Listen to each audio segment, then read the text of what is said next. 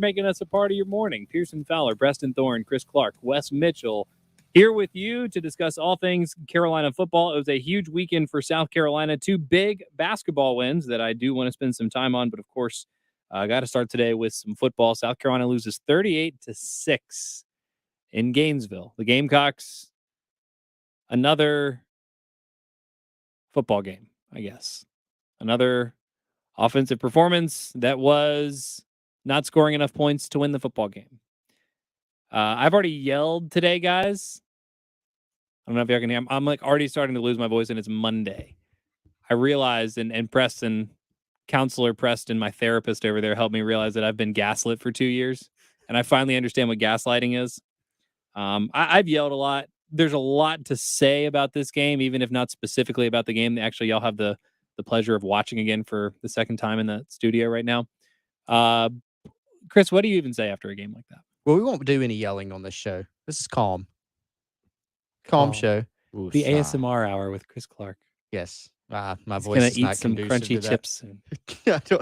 Preston has a better voice for that. I'm not surprised he's. I told you he's a calming influence. Thank you, man. I appreciate that. I appreciate that. This is great. Yeah, it is. I mean, it's kind of bad and kind of good that the game's on right here in the studio on the middle TV. Just so if we missed anything, we can rewatch. We can't fast forward it or rewind it. I don't think. Can y'all give us a live play-by-play of Carolina's guards pulling into each other on the first offensive play of the game? See, there, right there. There's a missed opportunity. But yeah, I mean, gosh, where do you start? I don't know if we're big picture, small picture. I mean, it reminded me a little bit of the Missouri game. Like there are certain games where it really doesn't matter if it's a win or loss.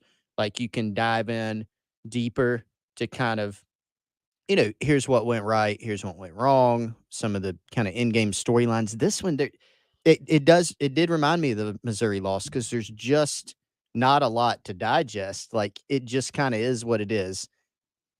Turnovers again, getting whooped on both lines of scrimmage, perimeter blocking, perimeter tackling, kind of just all of it, right? And so all of the keys to the game for South Carolina that we talked about all week, containing Anthony Richardson in the run game, being able to run the football in the absence of Marshawn Lloyd, hitting some explosive plays, not necessarily winning, but getting somewhat even maybe in turnover margin. None of it went right. And so it was kind of a nightmare scenario in all those facets, I think. Yeah, I left the Missouri game saying that should be Carolina's worst loss of the season, and I understand Florida's a better team than Missouri. They beat Missouri head-to-head. They were about 8.5-point favorites in this game, but the way that the game played out, I would say this is now a worse loss than the Missouri game, which is not good. Special teams aside, Wes, is there any position group that you would not give a failing grade for that game? I mean, probably not. I mean, I'll compare it to a different game. It felt to me like the Tennessee game last year, where Florida comes out. You probably have a pretty good idea of what they're doing. It's not that they're just catching you off guard. It's not that they've come out and hit you with something you didn't expect. You pretty much know what they're doing. There's just nothing you can do about it defensively. And I think. We talked about it all week that this was going to be a tough matchup for the defense to stop Florida and to hold them down. And but I think coming off the Vanderbilt game, and I guess completely wrong take, but we thought there was at least a chance against a Florida defense that has not been good this year statistically for the offense to make some things happen, to maybe keep Carolina in the game, and then at least put them in position. To pull the upset. And I think the frustrating thing for fans is not just what you just said, is that, really you got beat on at least two of the three phases. It was you got beat handily in those phases, and you never really even had that moment where you felt like Carolina was in the game. Even go back like the Arkansas game. Arkansas probably from their perspective felt like they were in control of that game throughout, but there was a stretch there where Carolina pulls it to within a touchdown midway through the third quarter. There's momentum on your sideline. You feel like there's a chance. In this game, it just never really felt like there was a chance. Florida controlled it from throughout.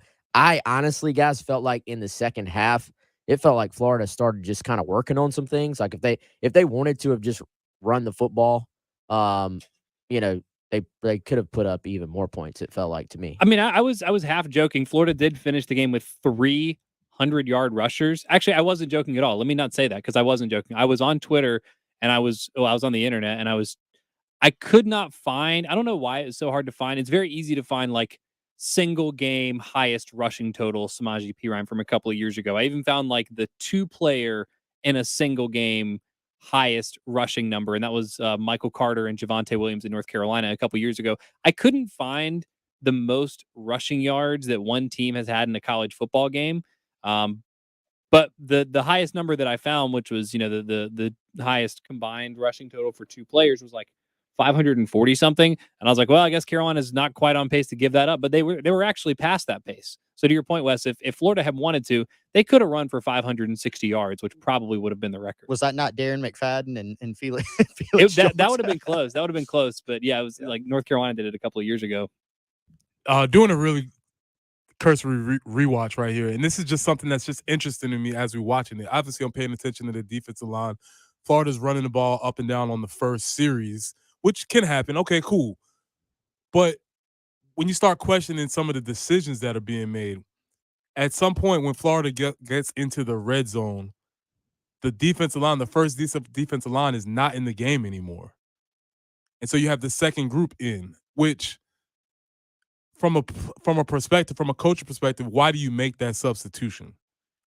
So you make that substitution because A, either the first group is tired, which means they're lacking conditioning, or B, you're just unaware of game situations. Going into the end zone, there's no way that the second unit should be lined up on the first drive of the game. So even because it was like a 15-play drive, you should still be able to, on the first. It's the first drive. Yeah. You should be at least in condition to play 15 plays.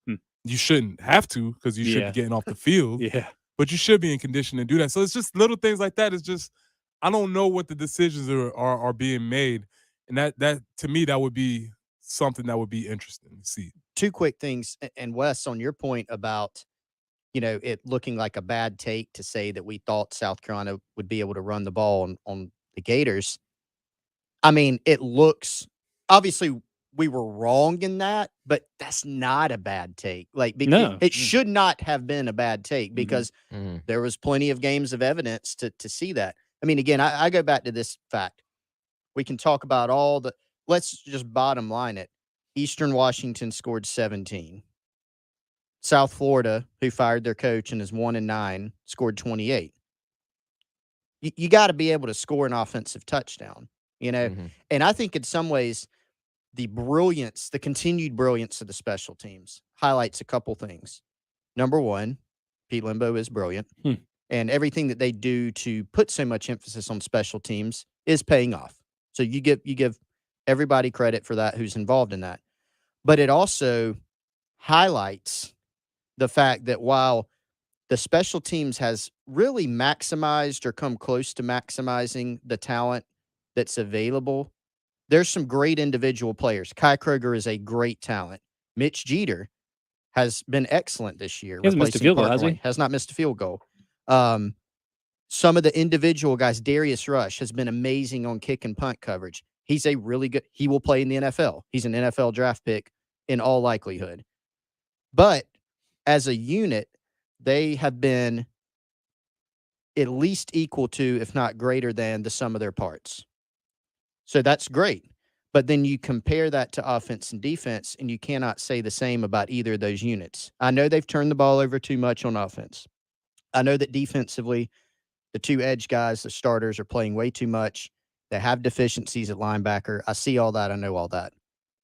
Even viewing it through that prism, they have not, in my opinion, maximized those 2 things. When the defense is not gaining turnovers, they haven't gotten there. And offensively, obviously, they haven't either. And so the special teams brilliance almost set against that really amplifies that, I guess you could say. 803-404-6100. Wes has a follow-up. There are lots of thoughts on this game. We'll get to them. Preston, you did not wear a hat today. I need you to find something to double as a thinking cap. I need your creative juices for this. Because for the second time this year, South Carolina got shut out. But they didn't get shut out. And that sucks. Because if we want to be technically correct, South Carolina was not shut out against Georgia. They were not shut out on Saturday. But for all intents and purposes, they were shut out. So I need your thinking cap, your creativity. I need you to help me think of a word or a term or something to describe what happened so that I don't have to say, Carolina was shut out against Georgia, except for the backup offense went and scored a touchdown with 50 seconds. Like, I need something succinct and concise to help me describe what Carolina has done twice now on offense this season. We'll get more of your thoughts, 803-404-6100. Wes has some follow-ups. We'll get to as much as we can after a disaster of a game Saturday for Carolina. The Early Game with Bill Gunter and Jen Jensen on your home of the Gamecocks, 107.5 The Game. This is Damon Amendolara with your CBS Sports Minute. Look, we all appreciate passion for the job, but what is going on in Vegas? Derek Carr on the verge of weeping openly after the loss yesterday. Man, Derek, you're a Raider. You should be used to misery like this. Buck up, kid. This is Damon Amendolara.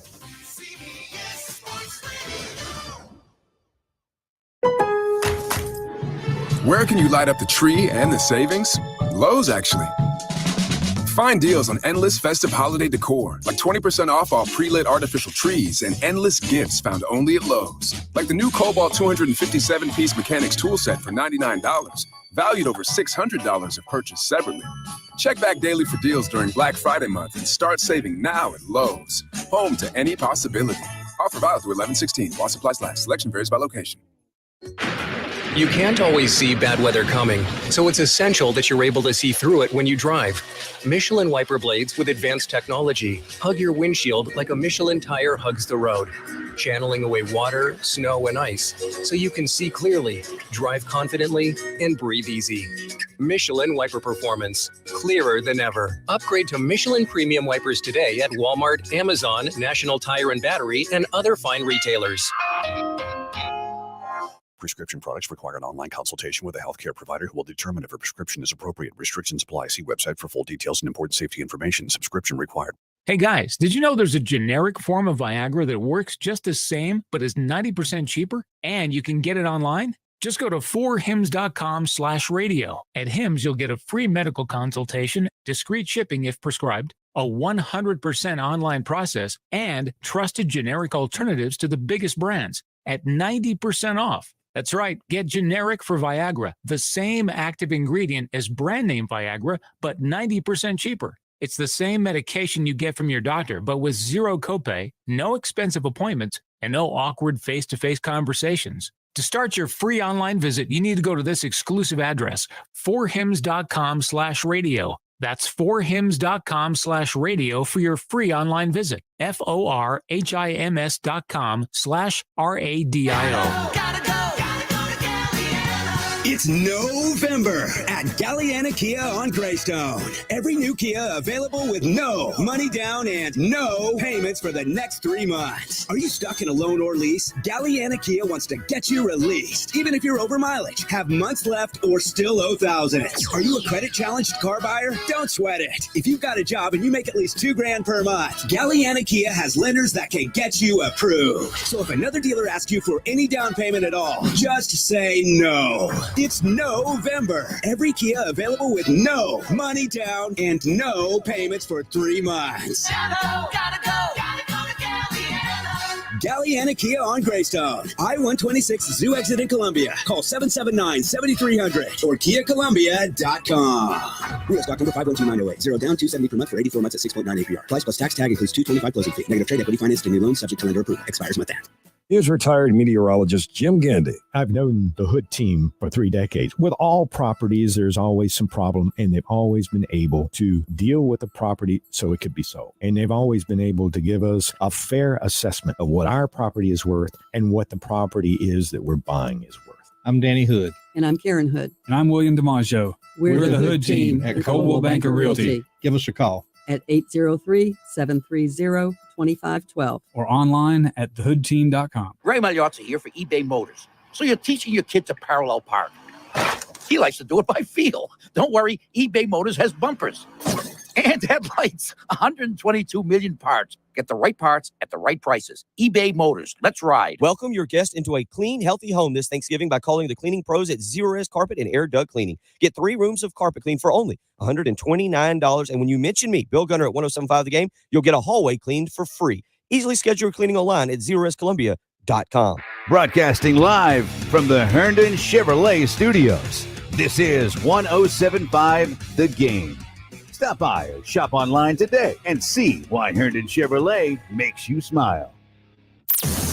It's the Gamecock Central Takeover Hour, presented by Firehouse Subs, founded by firemen with Pearson Fowler, Chris Clark, and Wes Mitchell on the home of the Gamecocks, 1075 The Game.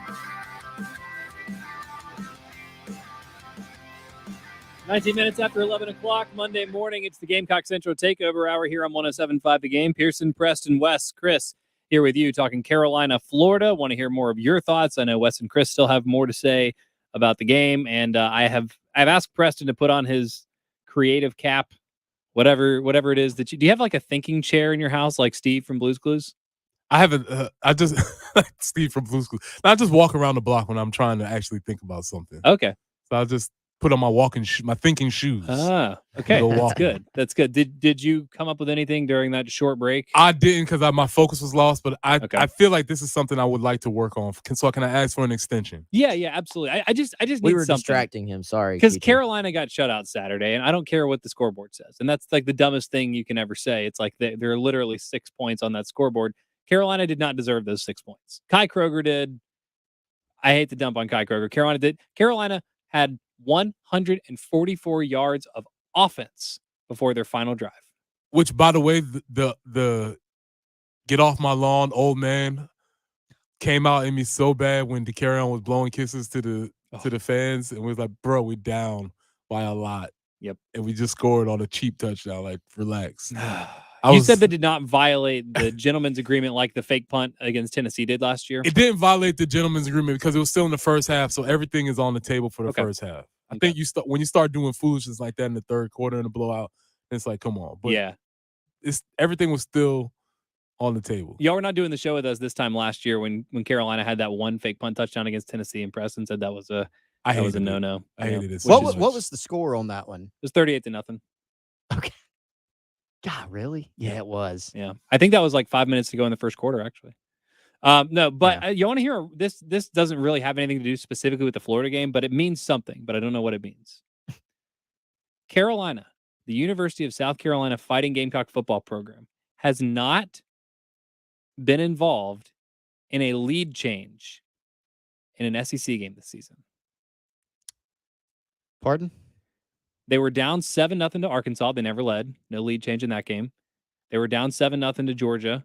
Never led in that game. They were up 7-0 against Kentucky. They never trailed. They were up 7-0 against A&M. They never trailed. They were down 7-0 against Missouri. They never led. They were up 7-0 against Vanderbilt. They never trailed. They were down 7-0 against Florida. They never led. That's they have not been a part of a lead change. I don't know what that means, but that's who discovered that. Absolutely, Wes. You're exactly right. Alan Cole. Shout out. I don't know who that is, but I just saw that on Twitter. SEC Mike liked it. I follow SEC Mike. Anyway, that is incredible. I don't know what it means, but it's crazy. I think good stat. I can warm something up on that one. The thinking shoes are on over here. The thinking shoes have been placed on. Yeah, good. We have multiple topics. Yeah, I mean, so much to get to. Let me do this, though. It is a Reaction Monday. I know, Wes, you had something you wanted to say. Hold on to that thought. I'm sorry. Okay, good. I'm glad you forgot because we're going on to the Left Chevy phone line now where Brian is up next. What's up, Brian? Hey, guys. How y'all doing? Good. How are you? Get y'all speaker here. Listen, boy, I don't know how to say this because he's in year 2 and everybody still likes him. But I'm going to tell you something about Shane Beamer. Okay, one of the fastest ways, aside from losing, to get your fan base to turn on you is to insult their intelligence.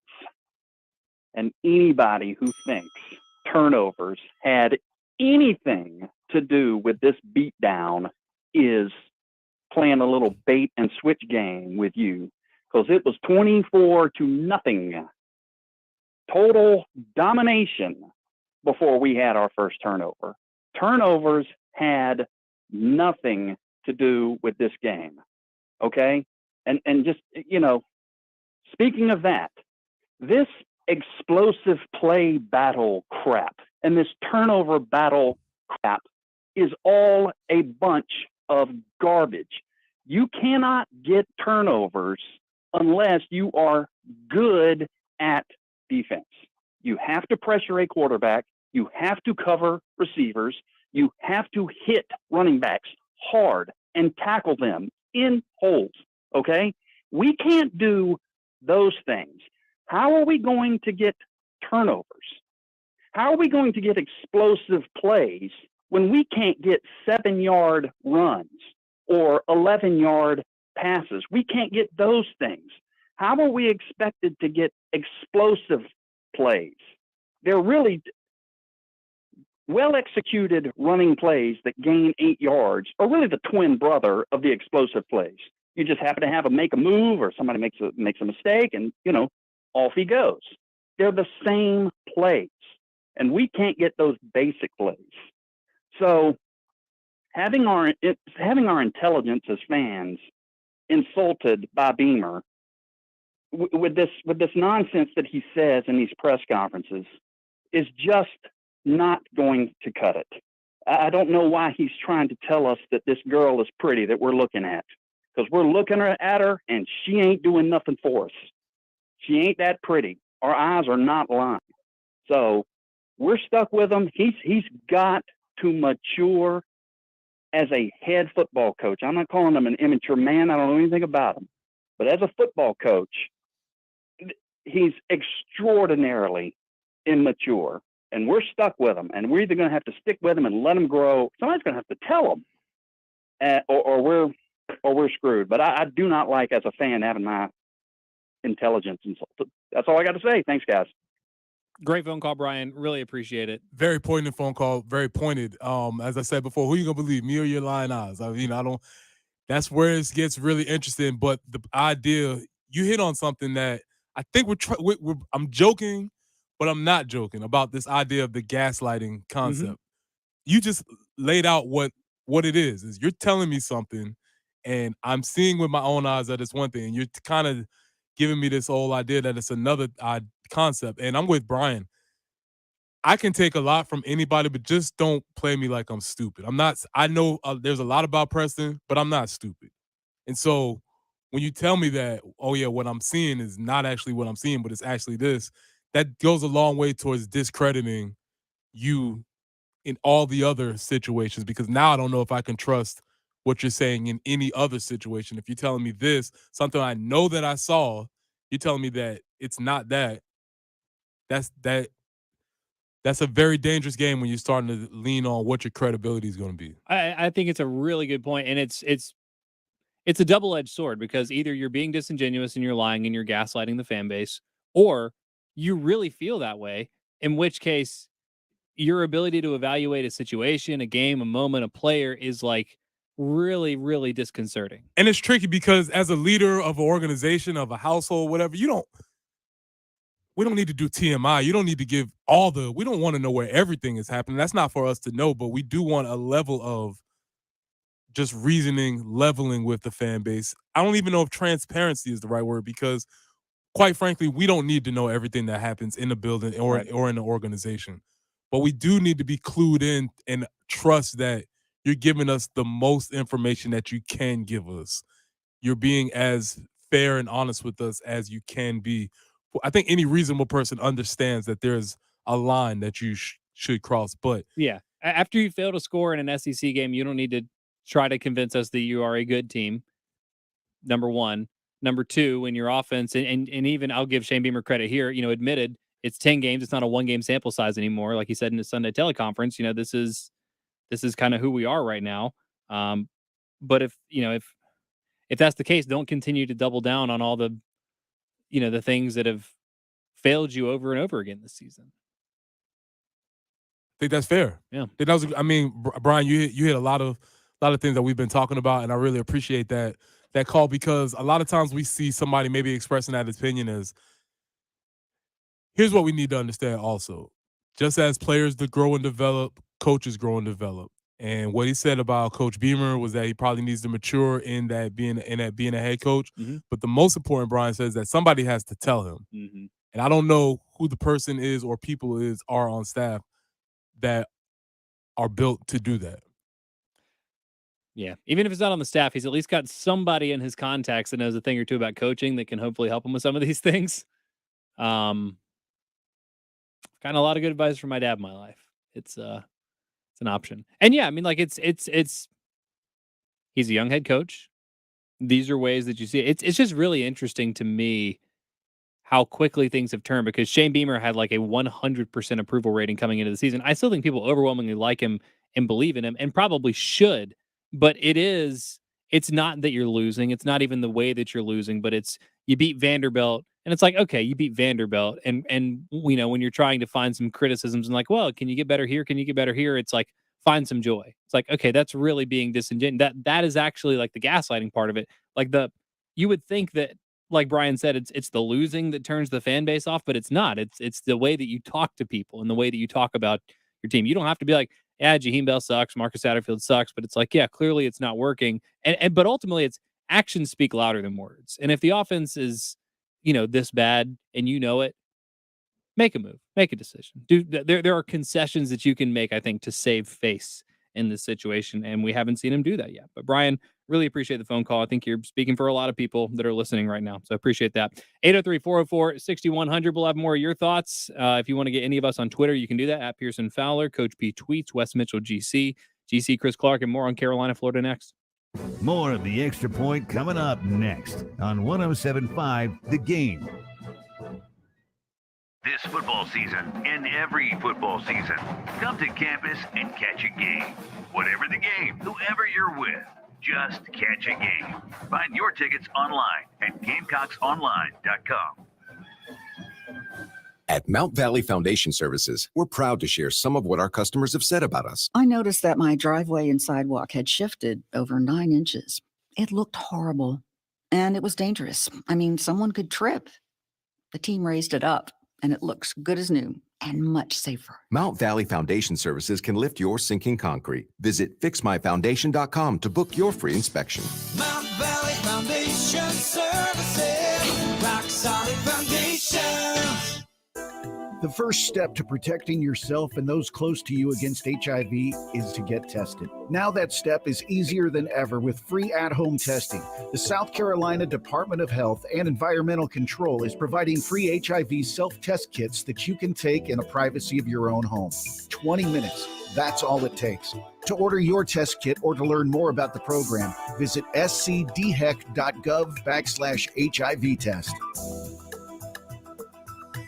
Are you sick and tired of living with that constant pain in your knees and back? You know, joint pain doesn't just affect you from doing what you love. It affects your job, your relationships, even simple things like getting dressed. Hey, it's Bill Gunner. It's time to call QC Kinetics. QC Kinetics uses advanced regenerative medicine to restore and repair damaged joint tissue, giving you your life back. Whether it's your hips, shoulders, elbows, they can all be treated with natural biologics from your own body. Powerful healing agents, highly concentrated. If you're tired of steroid shots that don't work, or if you're trying to avoid surgery, call QC Kinetics now to schedule your free consultation. Learn about these exciting new cutting-edge treatments for pain caused by arthritis or injury. No drugs, no pain meds, and no downtime. This is an all-natural treatment that can get you lasting relief. People here are raving about the results. Call now, 803-281-6860. Again, that's 803-281-6860. Appointments are available this coming week. Again, that's 803-281-6860. That's QC Kinetics. Strengthening the lives of children and families is a passion.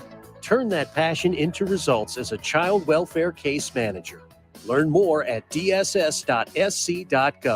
This message is sponsored by the South Carolina Department of Social Services. Don't get sacked by heating and air conditioning problems this fall. Let the experts at On-Call Plumbing, Heating, and Air do a full inspection of your system before something goes wrong. Now is the time to call On-Call Plumbing, Heating, and Air. Locally owned and operated, they have trained technicians, not trained salespeople. Set up your heating and cooling inspection today. OnCallSC.com or 803-781-HELP. On-Call Plumbing, Heating, and Air. Pick up the phone and we'll be right there. Call 781-HELP. You haven't tasted real Carolina barbecue until you've experienced Little Pig's Barbecue. Full-service dine-in buffet with barbecue ribs, brisket, chicken, rice, hash, tomato pie, macaroni and cheese, and many more of your favorites. Eat in or take out. Little Pig's Barbecue on Alpine Road is open from 11 to 2 on Wednesday, 11 to 8 Thursday through Saturday, and 11 to 3 on Sunday. Little Pig's Barbecue on Alpine Road. Little Pig's family looks forward to seeing you soon. Ad paid for by United Healthcare. Quitting smoking takes practice, and now you can get paid for that practice. Introducing the South Carolina Mini Quit Challenge. Mini quits are short, simple exercises to help you practice quitting tobacco, and each one could win you $100. Enter the challenge now for free at miniquitchallengesc.com. We'll notify you when there's a challenge, and all you have to do is say yes to enter for your chance to win. That's quitting practice that pays in more ways than one. It's the Gamecock Central Takeover Hour, presented by Firehouse Subs, founded by firemen with Pearson Fowler, Chris Clark, and Wes Mitchell on the home of the Gamecocks, 107.5 The Game. 11:34 Monday morning. Welcome back into the Gamecock Central Takeover Hour. Pearson, Preston, Wes, Chris here with you. More on Carolina's 38-6 loss. I don't know what we're calling it. It's not a shutout, but it was a shutout. Preston's going to put on his thinking shoes and get us something. It needs a name. It's like if you lose, in the NBA, if you lose a series 4-1, and especially if it's 3-0 and then they win a game and then you win one, that's called a gentleman's sweep. And it's like, it wasn't a competitive series, but we gave you a game, the courtesy of not sweeping you. Man, can it just be a gentleman's shutout? No, because that would imply more like they scored in garbage time, which they did against Georgia. Yeah, but that was a gentleman's shutout. Yeah, so we have to break down the different types of shutouts that are not actually shutouts. Because this one, like, you could just call it the limbo, you know, like the limbo special. Yeah, the pistol Pete or something like that. I don't want a negative association with limbo, though. This is all. Pearson, this is all brainstorming here. We're just working through ideas. That's good. So y'all just finished watching the first quarter. Did Florida have more than 144 yards in the first quarter? Oh, yes. Definitely? Just by my – no, not definitely, but by my eye. What I just saw, yeah, it looked like it. Okay, so Florida had more yards in the first quarter than Carolina had in the whole game until the last garbage time drive, which I just kneel. Just take the L. Don't get to – twice in 3 weeks, South Carolina should not have gotten to 200 yards. Which by a point. I know a lot of people were talking about, well, why didn't we see Luke, or should some change have happened? And that is a really tough decision to make, because you never want to send a player out to just clearly play in garbage time, a player that's contending to play. Now, some players are happy to get garbage time, like the fourth string quarterback or some dude that just walked on and never thought he would ever play in the SEC. That's a reward for him. But for Luke, it's not a reward to go out and play when the game is not. So that's a tough balance that coaches have to make when you're making that decision. Well, and he's played in exactly 4 games at this point. So he can still redshirt. So at this point, I'm only playing Luke if I'm truly playing Luke. Like, garbage time, to get him to his 5th game in garbage time of a game that's over, I don't think would be right by Luke. If they redshirt him, and let's say Luke plays out the remaining years of eligibility that he has, isn't he going to be like 25? I mean, I don't know the math, but Hooker. Yeah, sure. But I guess what I'm saying is, like, you're hanging on to all these red shirts and years of eligibility for, like, when a dude has been out of college for 3 years. It's like, can't you just play? Like, there's no reason to play Spencer Rattler anymore. There's nothing to be gained. There's nothing to learn. We have the sample size. The only opportunity to give yourself a win is to shake things up, because what you are doing is so broken. And I don't want to hear anymore, oh, well, actually, it can be worse. It can't be worse. You scored 0 points. It can't be worse than scoring 0 points. Give yourself a chance. Give the people in the locker room something to believe in, because if you believe in the present, currently constituted offense with Marcus Satterfield and Spencer Rattler at the helm, then you probably need your head examined. Well, you're talking about playing Luke, like playing him. Yeah, start Luke for the last 2 games. I'm talking about what we were talking about, the end of the game situation. If you play Luke in your 5th game of the year to go play in a drive that does not matter. But what if you do that knowing that you're going to start him the next 2 games? Like, get him warmed up. Well, I mean, yeah, but I don't think that's happening. That's an embarrassment. That's wretched. Okay. 803-404-6100. Let's go out to the Love Chevy phone line. Dylan's up next.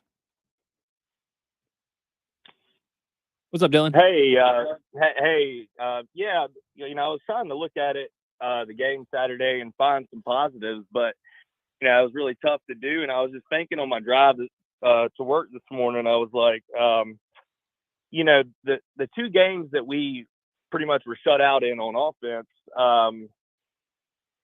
we were banged up in.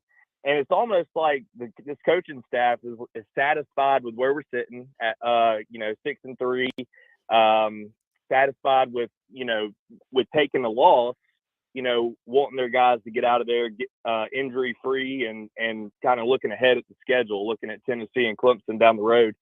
And it's almost, I was looking at it, I was like, it's like they're satisfied with where they're sitting at in year 2 of the Beamer era. At 6-3, definitely have exceeded expectations as far as the, record goes. And they're, it's almost like they're looking ahead to the next couple games and wanting to, make sure they go into Tennessee or Clemson fully healthy so that they may be able to pull off one of these big wins for the program, and just almost looking at the matchup like, this is a matchup that we're probably not going to win anyway. So, let's kind of reserve, for the weeks to come. And touch on another thing, I thought, Dak Joyner coming in looked great. I would have liked to see more of him, and I could see the frustration on his face after making a play at the quarterback position and then getting moved back out to the receiver. He looked frustrated. He looked like he was ready to rock at quarterback, and then I just felt like there could have been a rhythm there, finding some rhythm with Dak Joyner being able to scramble, or and we still have yet to see him throw the ball downfield. So like he did in the bowl game last year. So I think there's some plays that are still being held back, or I don't know what they're holding them for, or not trying to show the whole playbook. It seems at times. I don't know if they're just looking ahead, maybe hoping to get a big win versus Clemson, trying to win over the fan base again or what, but it's just kind of what I've observed.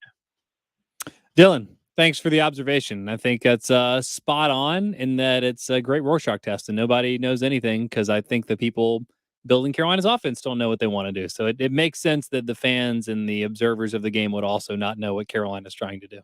I'll go half in agreement with Dylan, half, I don't know. I think you look, for me, I don't think they were holding guys back for, like, of the three, this was their best chance to go win a game. Like, I don't think they're, like, quite literally saying, we're happy with where they are. I don't think anybody in that building right now is happy with much of anything, to be honest with you. Now, I will say this, if you want to find one positive, I do agree. And I was sort of, to be completely frank and honest, I was sort of among the mindset that, I probably wouldn't have been playing to carry on a whole lot this year either. But I think I was wrong. Like, I think he should be a much bigger part of the game plan, because we've now seen it. And, Chris and I were texting during the game as well. Carry on looked quick out there. Like, he found the edge. I think he looked comfortable with the ball in his hands, obviously. And, we've a good point by Dylan. We never really see him get to actually get out there in a rhythm except for the bowl game. So, I think there's something there. Now, ultimately, we talk about a lot of different guys, and we do this guy needs the ball, this guy needs the ball. Ultimately, there's got to just be better execution all the way around so that you can stay on the field and get to a lot of these things. But so I think the fundamentals of just blocking and, staying on the field are very much lacking right now. But yeah, I think there's something to be said for DeCarrion not really having much of a role this year. I think he got, behind some guys at wide receiver, but certainly in that quarterback wildcat, DeCarrion, snap it straight to him role. He has done some good things when you actually, give him a chance to find a little bit of a rhythm. How would we how would we grade this staff's ability to evaluate its talent? I understand that Carolina's made some good progress recruiting. I'm still going to give it I would say probably Shane Beamer's done a good job of recruiting. I don't know. Y'all are the experts. More than anything, I would just say TBD because it's only been a couple of recruiting classes. Like, let's wait and see what some of these players look like when they're older. Like, Nick Emenwari looks like a huge win for South Carolina. I'm, curious why some of the freshman defensive backs haven't been able to contribute. So let's put like the freshman part of, or the recruit part of evaluation aside. How would you grade this staff's ability to evaluate its own talent? Evaluate. What does that mean? Does that mean it can mean a lot of things, but how are you asking it? Does that mean evaluate like who should be playing over certain guys? Yeah, or yeah. So I guess I mean like the coaching staff clearly how they should be identified used. Yeah, like Marshawn developing. Lloyd should be the feature of the offense. That's a positive identification. Probably would have been better if Yeah. they identified that sooner, but they identified that. Like the idea Yeah. that Jalen Brooks is someone that, can stretch the field and also Sure. like run the football. Like those are some positive evaluations, but like starting the season with RJ Roderick at safety was probably not good. Starting the season not leaning on Marshawn was not good. And just in general, like, are there guys playing that we assume they're the best because they're starting, but maybe the staff has misevaluated them and there's someone else that could be doing a better job? I.e., should Luke have gotten more of a shake this year? Yeah, I mean, I think there's some things in there, whether we're talking about Luke, like not even, let's not go as strong as starting him, but like integrating him more, sure, to carry on. I think there are situations where that's fair to talk about. I think in terms of evaluating your own players, I think the more important thing, I think for the most part, the best players are playing. Okay. For the most part.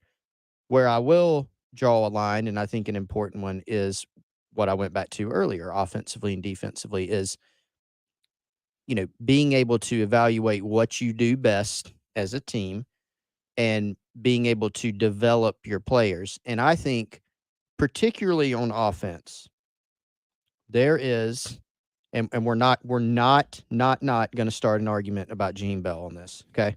We're not. Waste of time. But they have not just Jaheim, several guys that, whether it's at South Carolina or at other schools, that have had proven production. Spencer Rattler had a great season at Oklahoma. There are a lot of reasons for that, but he did. He had a great season at Oklahoma in 2020.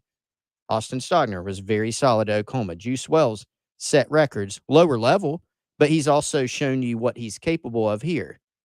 Jaheim has made some plays in his career. We say, he hadn't made as many. Yes, but he makes some plays. So that's kind of what I go to, is more of, I go back to the sum not being equal to the parts. And so that's probably, to me, a more important question, even of, are the best guys playing? For the most part, probably so. Okay.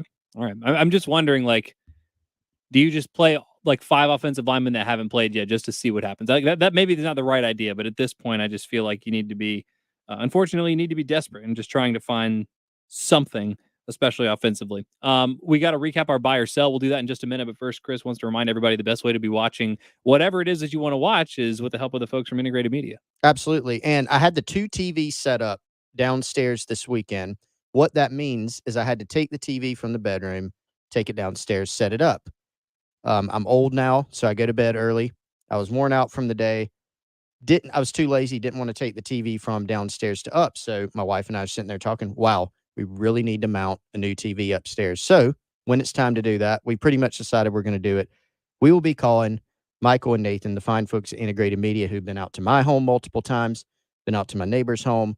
They have a setup that I'm very jealous of out on their porch. So I'm going to get them to mount a new TV in our bedroom. Might have to go for the Sonos wireless speaker. So they have tons of services: smart home services, home theater, audio-visual, TV installations, security and cameras. If you want them to set up a whole home, smart home system that controls your lighting, thermostat, sound, TV, security cameras, alarms, all of it. Hit up the guys at Integrated Media. You can go to their website to see what they do, integratedmediainc.com, or 803-948-8327. We'll continue on here on the Gamecock Central Takeover Hour. Some final thoughts on a Reaction Monday and a recap of our Friday buy or sell next. More of the Extra Point coming up next on 107.5 The Game. Family is strong, reliable, and always there. Shepherd's Glass has taken this approach in commercial, residential, and auto glass installation, repair, and replacement for over 50 years. Here's Kevin Hunter of Simplified Office Systems. Biggest thing I see with Shepherd's Glass is the family atmosphere. You got 3-4 generations running that company, and you can just see the consistency that's built on trust and loyalty. These folks do what they say they're going to do, and they make the right things happen. And the crazy thing is they always come in under budget, which as a business owner, I love. They've done everything from work on my commercial building to my home and even did work at my parents' home. Phenomenal service, great people. This is Kevin Hunter. I'm the owner of Simplified Office Systems, and Shepherd's Glass is truly a partner to SOS. Visit shepherdsglass.com to see and learn more. Shepherdsglass.com, a true reflection of quality. Shepherd's Glass, a true reflection of quality. Game day, game day, game day. Be ready for game day with the monsters of the Mellow Mushroom Gridiron. Get to the line of Shroomage. Take the snap and order all your Mellow favorites, like fresh mouth-watering spring water dough pizza baked on the stone, monumental hoagies, hot pretzels, wings, meatballs, fresh crisp salads, and over 100 beers from around the world. Dine in, order online, or call ahead for takeout. Then head to the game or the sofa. The Mellow Mushroom. In the Vista and on Sunset in Lexington. It's November at Galliana Chrysler Jeep on Greystone. Every new Chrysler and Jeep available with no money down and no payments for the next 3 months. And exclusive of that offer, lease a 2022 Jeep Compass for just $299 per month. Or lock in your interest rate at 3.9% for 84 months on select models. Plus, we'll take any trade in any condition. And we'll give you exactly what your trade is worth down to the penny. So if you're interested in buying a new Chrysler or Jeep with no money down and no payments for the next 3 months, come see us in November during the Black Friday sales event. Galliana Chrysler Jeep on Greystone, I-126 Zoo Exit in Columbia. Call 779-7300 or GallianaSC.com. Renegade stock number 28512, $13.62 per month per thousand borrowed for 84 months at 3.9 APR with 0 down. 42 month lease, $34.95 due at sign. No security deposit subject to lender approval. Offers can combine. Expires Monday. Gotta go. Kubota tractors have become the go-to tractor for landowners and farmers. Carolina Power Equipment in Casey is the Midland Superstore for Kubota tractors, large and small. Shop and compare the full lineup of Kubota tractors right on site. Hydrostatic and manual transmissions, 4-wheel drive, 2-wheel drive, front-end loaders, and more. Come in today for the products, service, parts, and accessories to help you work smarter, not harder. Carolina Power Equipment, 2490 Charleston Highway in Casey, or visit CarolinaPowerEquipment.com. Broadcasting live from the Herndon Chevrolet Studios. This is 1075 The Game. Stop by or shop online today and see why Herndon Chevrolet makes you smile. It's the Gamecock Central Takeover Hour. Presented by Firehouse Subs. Founded by firemen with Pearson Fowler, Chris Clark, and Wes Mitchell. On the home of the Gamecocks. 1075 The Game. 9 minutes in front of noon. Welcome back in. It's the Gamecock Central Takeover Hour. Pearson, Preston, Wes, Chris here with you, wrapping things up on a Reaction Monday on 107.5 The Game. And I've been looking forward to this because I feel like I did very, very well. But every Friday we do a buy or sell. Sometimes Wes... sometimes I cheat you. Sometimes he cheats me. To see if you catch it or not. Yeah, and I always know what I picked. But I think I did very well this week. So let's go ahead and get into it. I don't want to put this off any longer. Okay, well, South Carolina will defeat Florida. Everybody in this room sold. That's right. So, check mark for everybody. Yep, good. South Carolina men's basketball will defeat the Clemson Tigers. Everybody in this room bought. Shout out Lamont Paris. What a birthday present to himself. Holy cow. Really cool moment, too. Did y'all see where the team jumped him and threw the water bottles all over I haven't him? seen video of it. I need to check it out. It was sweet. Great, great social media moment there. Wow. Anthony Richardson. Do you remember what the number was? What was it, 120? No. What it was it? 112. 112? Yes. Do you know what he rushed for? I thought he rushed for 96, so I'm totally off. No. The number I set was 112, and he rushed for 112. No. Yes. You have a weird way with stats sometimes. He rushed for... So I guess we all get a push on that. Yeah. Wait, are you sure? I'm seeing Anthony Richardson rush for 96 here on the ESPN box score. Hold on. 15 carries for 96. No, you're right. Never mind. Wes just giving himself the like No. I was doing a quick. He threw for 112. He Okay, threw for 112. my bad. Wow, he threw for 112 yards and they won by 32. 112 yards, man. Oof. Thought it was more than that. Woo! Yeah. Yeah, that if we had done buy or sell Spencer Rattler, we'll have more passing yards than Anthony Richardson. Jeez. Wow. 145.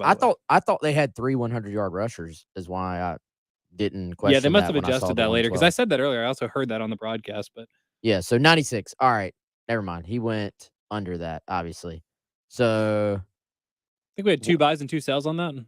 no, 3 and 1. Some moron bought that. And I was the moron, by the way. Y'all get points.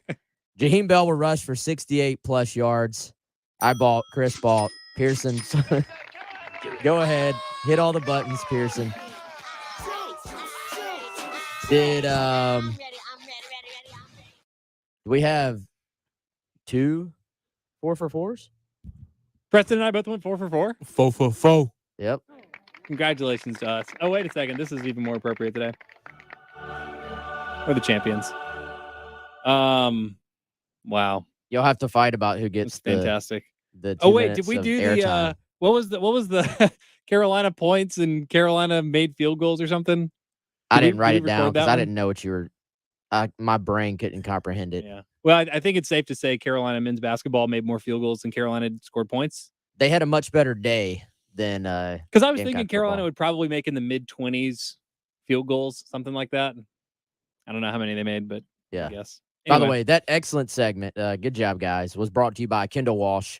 She's my realtor. She can be yours as well. She is with the Moore Company, 803-414-3590. Shoot her a text, give her a call. It's a no-obligation phone call. If you're just kind of wanting to dive into the market but a little bit worried about it, she can help you kind of work through it, figure out if you're in a position to buy a home, sell a home. Either way, workwithwalsh@gmail.com if you prefer email. If you prefer social media, she's at workwithwalsh on Twitter and Instagram. You may remember Kendall if you're here local. She used to work with the Gamecock Club. Huge Gamecock fan. Again, as I tell y'all all the time, she helped me and my fiance with the process. She can do the same for you. Again, that's Kendall Walsh, my realtor. Make her yours as well. Do y'all make guesses or predictions, either privately or publicly, about the upcoming games lines? Yes. I interestingly, and generally it's just more of like a conversation with myself. Like, hey, I always think about a number. I don't ever. Yeah, this is what I think the line will be. I actually posted on our forum a couple hours before the lines came out yesterday. I said, what do y'all think the line will be? And generally, it's kind of funny. If South Carolina has lost or played poorly, the fans always think the line is going to be higher than it actually is. However, the line was actually a good bit lower than even I, who tried to stay pretty in the middle. Well, I was thinking it would be around 24 because that's about what the Georgia line was this year. I thought it would be a pretty similar line.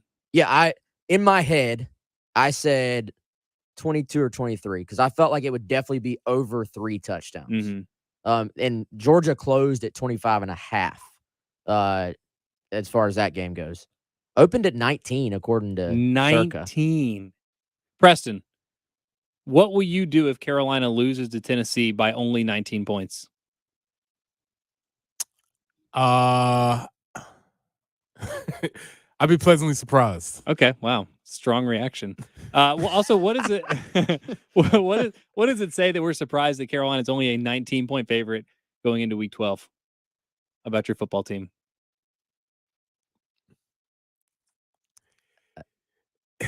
If we take the teams, the logos off, yeah, this is a 19-point game. If it's not my team, if we're just looking at the stats and who they're playing and who's coming into town, and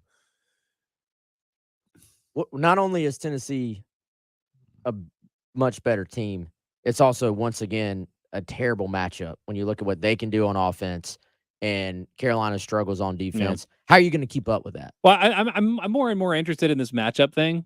Tennessee's a bad matchup. Florida's bad. The good matchups for Carolina, bad teams. That's what I've learned today. Schedule some more. 4-6 Georgia State. Charlotte fired their head coach. SC State is struggling at the FCS rank. Texas A&M is 3-7. Vanderbilt won their first SEC game in 27 attempts. Those are the teams that Carolina matches up well with. Probably a perfect way to end a Monday after Carolina lost to Florida 38-6. Appreciate you all being a part of it as always. More thoughts on this game on the halftime show, which is coming up next.